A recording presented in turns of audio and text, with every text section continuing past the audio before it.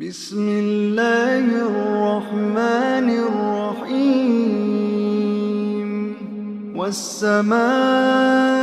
ذات البروج واليوم الموعود وشاهد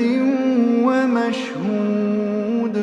قتل أصحاب الأخدود النار ذات الوقود إذ هم عليها قعود وهم على ما يفعلون بالمؤمنين شهود وما نقموا منهم إلا أن يؤمنوا بالله العزيز الحميد الذي له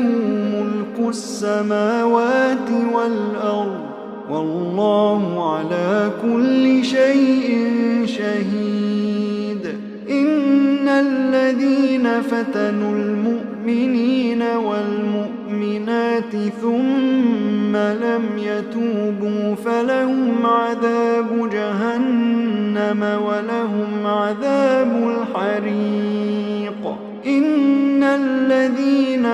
آمنوا وعملوا الصالحات لهم جنات تجري من تحتها الأنهار